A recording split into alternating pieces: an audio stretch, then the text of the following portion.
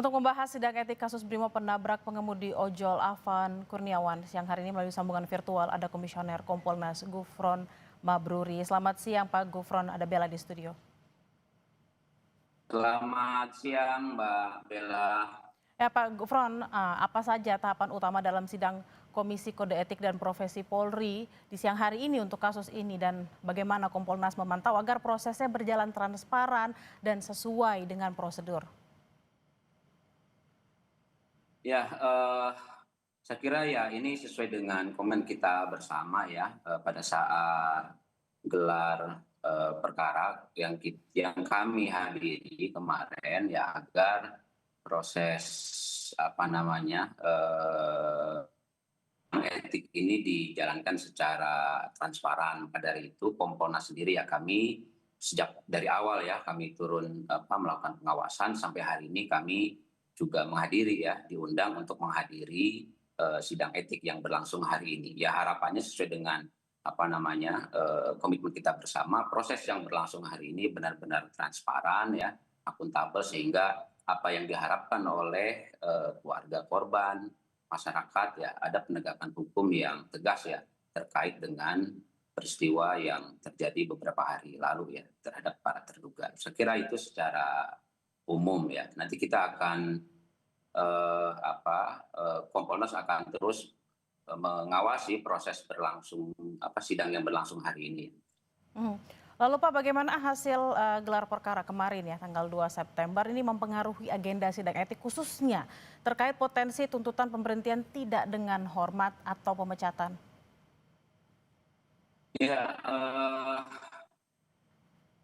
ya Kompolnas sendiri kan memang dari awal mengharapkan bahwa ada proses penegakan hukum yang tegas terhadap para terduga pelaku ya, baik dari sisi etik maupun juga potensi pidananya. Karena itu bagian dari akuntabilitas ya terkait dengan peristiwa yang terjadi ya itu sudah disampaikan dari awal ya dari keluarga korban, kemudian juga itu harapan masyarakat publik ya masyarakat secara umum gitu. Nah dua-duanya kita rekomendasikan ya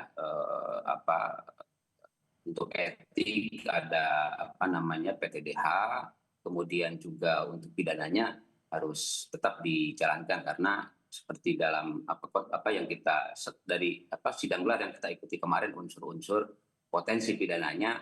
Nah ini ada sehingga itu juga harus jalan. Dua-duanya harus berjalan secara beriringan untuk memastikan bahwa memang ada proses hukum yang tegas ya sebagaimana ini menjadi komitmen kita bersama ya komitmen Polri, Pak Kapolri, Kompolnas dan saya kira kesimpulan yang kita dapatkan dari gelar perkara kemarin kan seperti itu gitu. Tapi kemudian dasar hukum spesifik misalnya ada pasal 13 di peraturan Polri yang digunakan untuk mengklasifikasi pelanggaran berat pada Kompol C sebagai komandan dan juga Bribka R sebagai pengemudi serta juga ada pelanggaran sedang nih Pak kepada 5 personel lain yang ada duduk di belakang rantis.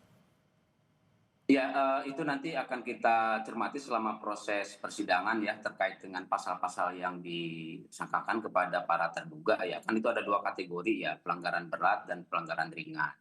Sebagaimana disampaikan ya pelaku yang terkait dengan pelanggaran HAM pelanggaran berat ya saya kira seperti disampaikan potensi PTDH sangat kuat ya pemecatan kemudian nanti kita juga akan ikuti proses terhadap para terduga pelaku yang masuk kategori pelanggaran ringan. Semuanya akan kita awasi ya. Saya kira ini bukan kami saja ya Kompolnas tapi juga masyarakat yang mengharapkan ada proses penegakan hukum yang tegas ya. Harapannya bisa turut melakukan pengawasan terhadap proses penegakan hukum yang sedang berjalan hari ini. Pak Gufron lalu, Nanti, oke oke, silakan Bapak. ya, halo. Ya, silakan Bapak dilanjutkan. Ya, untuk pembuktiannya nanti kita akan terus pantau ya proses selama proses persidangan untuk melihat bagaimana proses pembuktian terkait dengan berbagai peristiwa yang terjadi kemarin termasuk juga penggunaan pasalnya. Oke, Bapak, lalu sanksi maksimal yang dijatuhkan pada personel Brimob ini dan bagaimana sanksi-sanksi ini kemudian mencerminkan komitmen Polri untuk menjaga integritas profesi setelah insiden ini terjadi dan ke depan jika ada lagi unjuk rasa yang dilakukan tidak ada lagi nih kejadian-kejadian seperti ini.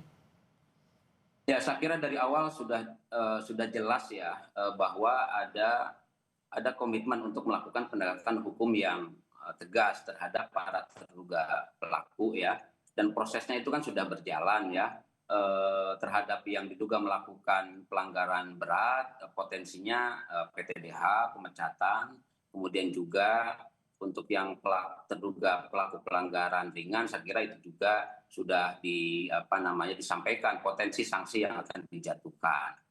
Nah, yang perlu dipastikan bahwa memang pertama dari sisi etik ya, semua dugaan-dugaan pelanggaran yang dilakukan oleh seluruh terduga ini harus ada penegakan yang tegas ya, dari sisi etik. Kemudian juga yang kedua, seperti disampaikan tadi, potensi pidana juga saya kira karena kemarin kita juga selama proses gelar ada unsur-unsur yang mengarah pada pidana, saya kira juga itu sangat penting untuk tetap dijalankan gitu. Nah, proses tadi ya sedang berjalan saya kira ya, untuk etiknya hari ini sudah memasuki proses persidangan ya. Nanti kita akan terus pantau bagaimana jalannya persidangan yang berlangsung hari ini, termasuk juga nanti kita akan mengawal bagaimana proses penanganan dari sisi